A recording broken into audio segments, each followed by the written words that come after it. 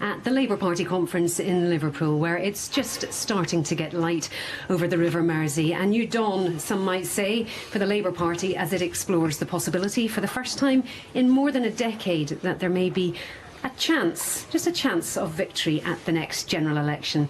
That possibility, of course, was boosted by events in Rutherglen and Hamilton West last week. One man who's run a campaign or two in the past is Douglas Alexander, a former minister under both Blair and Brown, who's now hoping to become an MP once again, this time in East Lothian. Good morning to you, Douglas Alexander. Good morning, Thanks Laura. for joining us. Sir Keir Starmer has said that the party can see the summit clearly now, but it's not a job done. It doesn't sound like there are too many people here counting their chickens just at the moment. Where do you think Labour sits just now? Well, I think as Scottish Labour, we would be the very last people to be counting chickens, given the harshness of recent years. And in that sense, I think I would characterise the mood. I was at Scots Night last night. Of course, we've got a spring in our step after the Rutherglen by-election. You managed to get into Scots Night last night. I did manage to get in. It was absolutely mobbed. But the reality is, I think the overriding sentiment is both determination and humility.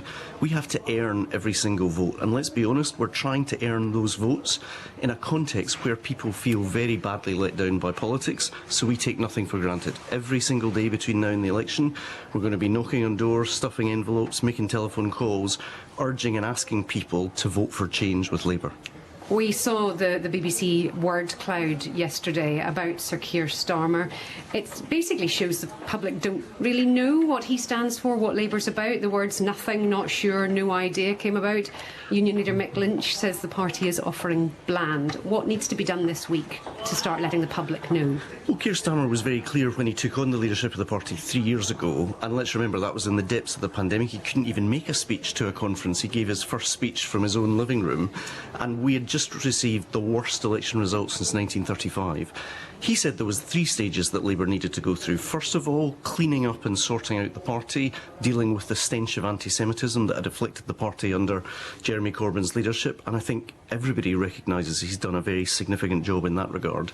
His second task, given he's a legal prosecutor, was to prosecute the case against the government.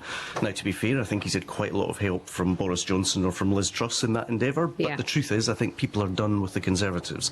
The third stage of that project... But they can't vote for you just because they're bored of the Conservatives. That was what I was coming to say. The third stage of that project, by Keir's own admission, was actually to set out an offer to the country.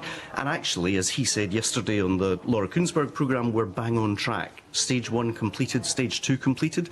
But really what we should look to this week in Liverpool is Labour setting out that agenda for the years ahead.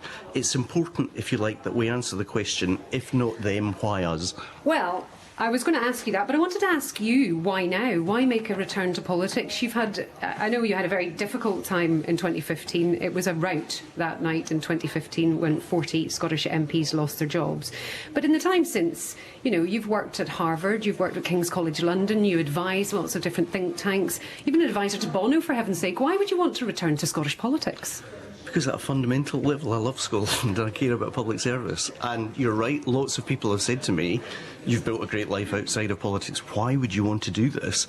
But I genuinely think we can be better than we are just now. And I think we've almost had a lost decade now in Scotland where we've got 2 governments that I think people either feel anger towards in the case of the Conservatives or frankly sadness about the SNP. You're right, they literally had the ball at their feet. They had won everything by 2015 and I can't think of an instance where a party's accumulated so much political capital to so little policy effect.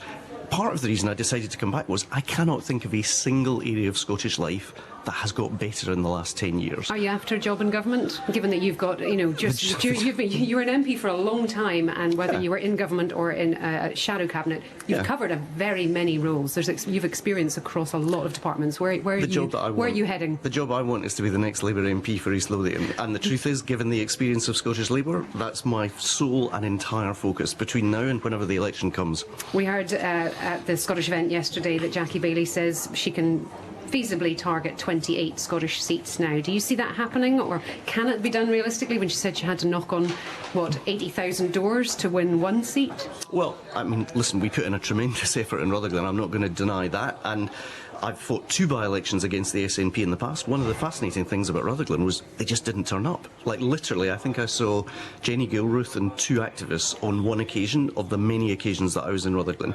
So we're not embarrassed about the fact that we out-organised and out-campaigned them. You can't do that across But of course every you seat in can't. Scotland, But that's though. why the momentum that you gain out of a by-election result like Rutherglen is so important. So I'm not going to put a cap on our ambition. I'm not going to give you a figure this morning. I don't think you would really expect me to. But the reality is, I do think things are changing in Scotland, and after a decade where identity and culture and belonging has been the defining issue of politics, my sense is, because of the hardship of the cost of living crisis, economics is making a comeback. We're going to hear from Rachel Reeves today, as well as Anas Sarwar, making the case for a government committed to inclusive growth. I think that's what people in Scotland want to hear about. Well, we will find out soon enough when the general election comes around. Douglas Alexander, for the moment, thank you very much indeed. Thank you.